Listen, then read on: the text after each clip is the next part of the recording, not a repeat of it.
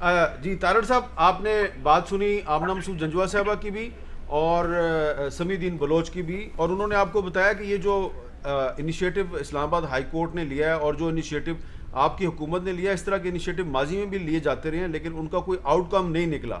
तो इस मरतबा आप क्या डिफरेंट करेंगे कि इनकी उम्मीदें पूरी हो सकें?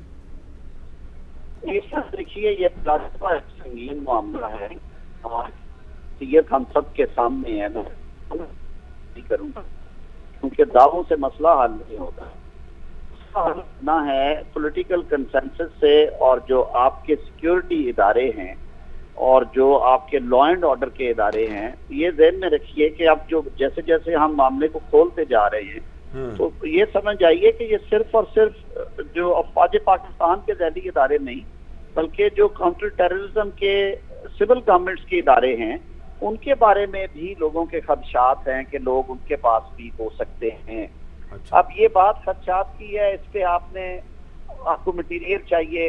हम इन्वेस्टिगेटिव कमेटी नहीं है कि जिसने तफ्तीश करके लोगों को जाके बरामद करना है, लेकिन यकीन मानिए मेरा खुद क्योंकि वकालत से ताल्लुक है और मैं ये बात बड़े यकीन से कहता हूँ कि मेरा जो अपना 30 साल गुजरे हैं वो बार में हो या बतौर पेशावर वकील के या बार लीडर के तौर पे, हम अपने खुद इंसानी हकूक के हवाले से जिस कदर अपना हिस्सा डाला जा सकता था डालता रहा हूँ। इंशाअल्लाह अज़ीज़ ऐसे मामलात मैं कभी कंप्रोमाइज पोजीशन में नहीं जाऊंगा।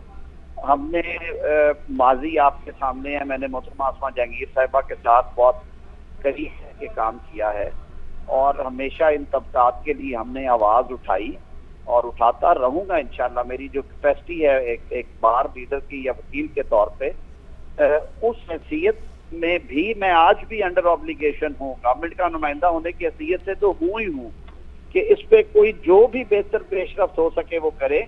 मैंने जैसे कहा कि अगली मीटिंग में इनसे तजावीज़ लेनी है, फिर हमारे जो नुमाइंदगान हैं सूबाई सतह पे हम खुद उनके पास जाएंगे। जैसे इन्होंने कहा कि आपको एक गरीब फैमिली से मिलना चाहिए, मेरी आज दोबारा बात होनी है आबद साकी साहब से जो इस केस में पेश हो रहे हैं। हमारे मोहतरीना साथी हैं और इंसानी हकूक के बहुत बड़े अलमबरदार हैं और मेहनती वकील हैं, वो जाते हैं इस तरह के मामलात में।